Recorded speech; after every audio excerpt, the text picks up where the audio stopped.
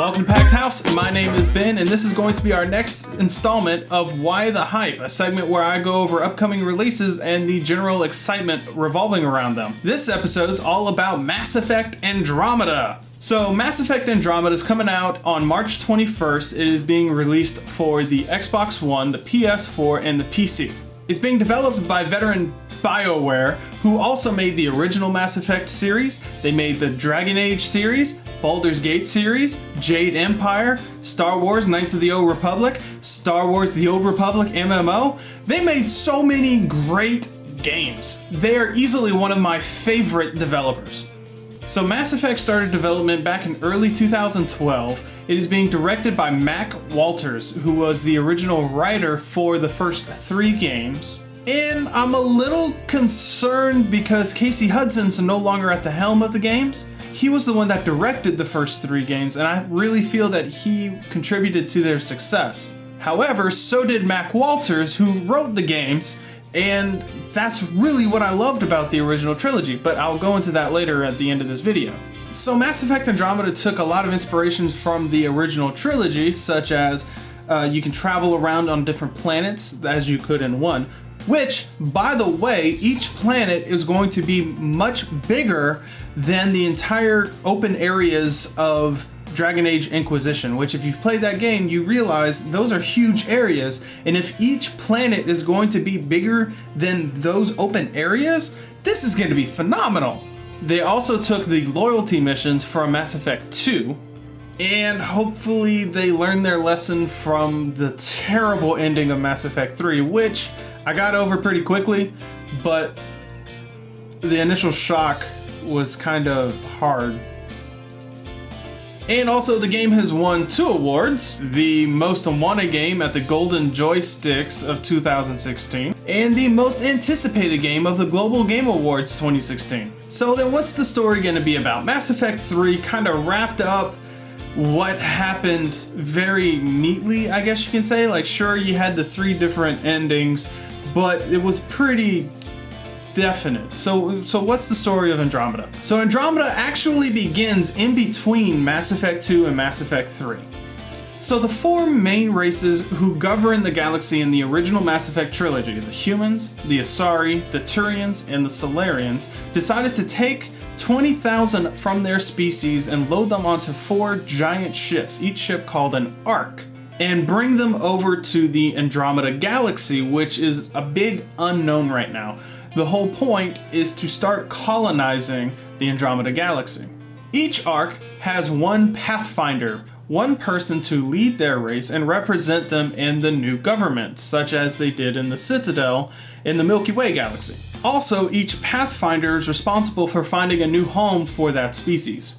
So the Arks leave, and it takes about a little over 600 years for them to actually reach Andromeda.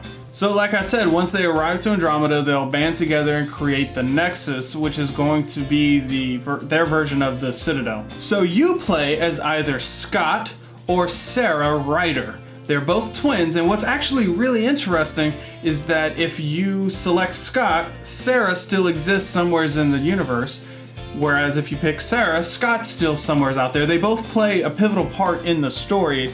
It's going to be the same story, it's just whoever you don't choose will go off and do other things. It's not like you don't hear from them again. They're still there, and they're still doing whatever they need to do. Another fun fact, if you keep the name either Scott or Sarah, then NPCs could possibly call you Scott or Sarah and not just Ryder, like they did in the original Mass Effect trilogy, where everybody just called the main protagonist Shepard. Shepard. Grunt. Shepard. Rex. Commander Shepard. Shepard. Rex. Grunt. Shepard. Shepard. So both protagonists are fresh out of the academy. They're fresh, brand new recruits to the Alliance, which is the human military race thing. And their father was selected to be the Pathfinder for the humans. And so it is their main mission to find a new home for the human race in the Andromeda galaxy and discover what's there. Okay, so why am I excited for Mass Effect Andromeda? So back in 2007, I was actually working at a corporate game store, and it was my job to know what was coming out and all that good stuff. And Mass Effect 1 was the game that I was the most excited for. Their marketing for the game was great. They had these briefing videos that they used to introduce you to the world, and it was very official, very matter of fact, like this is what happened and blah blah blah. And it was great, like it actually hooked me. And it was one of the only games that your decisions determined what happened in the game. Your dialogue choices determined the outcome of a situation. It was great, it was fun, it was new for me. So I'm a huge fan of the trilogy. Whenever the second game came out, it was much smaller base, you were more focused on your team. That was wonderful. I grew attached to every single member of all of my teams from 1, 2, and 3. I wanted to know their entire backstory. I wanted to help them out. It didn't feel like filler, like it actually like organic. It was wonderful. It was great. And all of your choices determine what happens to these characters. They can start off as a police officer on the Citadel, and the next thing you know, they are a high-ranking official in their race because they were with you. Like your actions determine their future. And I love it whenever games do that. Whenever they give you that your actions have a sense of purpose and consequences, neither good or bad, but it has weight, it holds weight.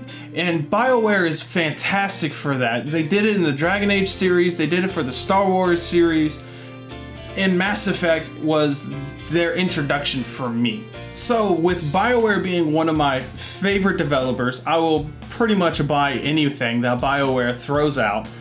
The story in Mass Effect 1, 2, and 3, just the way that the entire tale spans the 3 games is great. It's wonderful, and your decisions from Mass Effect 1 carry over into 2, and from 2 carry over into 3, and it really felt like it was my story. Like I was the one that was piloting the ship. I was the one that was making an impact in the galaxy.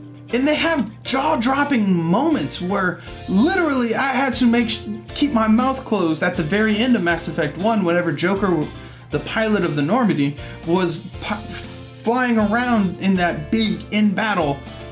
I'm trying not to go into spoilers, I'm sorry, but the game came out in 2007. I mean, 10 years ago, come on. So with Mac Walters at the helm, since he was the one that wrote, or he was a big part of the story writing in the first trilogy, I'm pretty sure that he's gonna do this one justice as well. Also, just general gaming mechanics improved, the graphics engine's improved, they're doing a different type of taking cover mechanic. They also got rid of the Paragon and Renegade system, and I'm not too sure how I feel about that because it really helped to determine what type of character I wanted this person to be. And whenever they take that out, sure, you'll have different selection wheels that you can do, but a lot of times whenever you select that option, they say something completely different. So it's kind of like it misled you. Like you didn't realize that it was sarcasm that he was going to say. You didn't realize he was going to be pissed off. You just thought it was going to be a quirky, fun comment or a little quick like, meh, whatever. You didn't expect them to blow up and like go one way or the other. So without the Paragon and Renegade system, I'm very curious as to how that's going to work, but I'm still hopeful.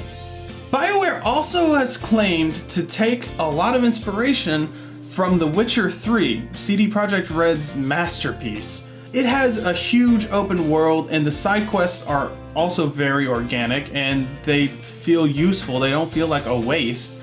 And there's BioWare saying that they're taking inspiration from that. They're seeing what they did right and how they did it, and they want to do it too, which is great. I love The Witcher 3. It's one of my favorite games of 2015.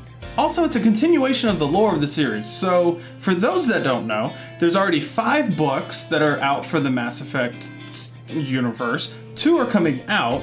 They have 10 comics. They have 1 animated movie, and they actually have a movie in production. They're writing the screenplay for it and everything. It's going to follow Mass Effect 1. So it's building on that lore. It's a complete unknown.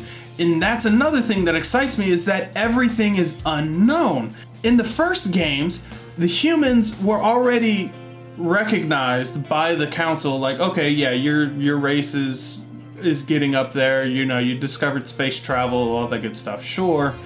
And they were already known, like I said. In Andromeda, nobody knows who they are. They're just gonna show up. There's gonna be all these other alien races that already have a system in place, and now you have the humans, the Asari, the Turians, and the Solarians just kind of shoehorning their way in and like, make way. This is my spot. And honestly, nobody knows what's gonna happen. Another thing that I'm really, really excited about was, in the first trilogy, as I said earlier, I fell in love with every single one of my teammates.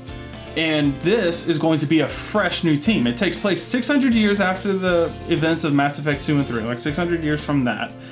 And you're not gonna have anybody from the original cast being a part of your team. So that means it's a clean slate, more characters for me to fall in love with, and that by itself, if it's anything like Mass Effect 1, 2, and 3, is going to be fantastic. So anyway, that's why I'm excited for Mass Effect Andromeda. Are you excited for it? Let us know in the comments. If you enjoyed this video, if you enjoyed the content that we do, please like and subscribe to us. As always, my name is Ben, this is Packed House, and I will see you on the next one. Bye!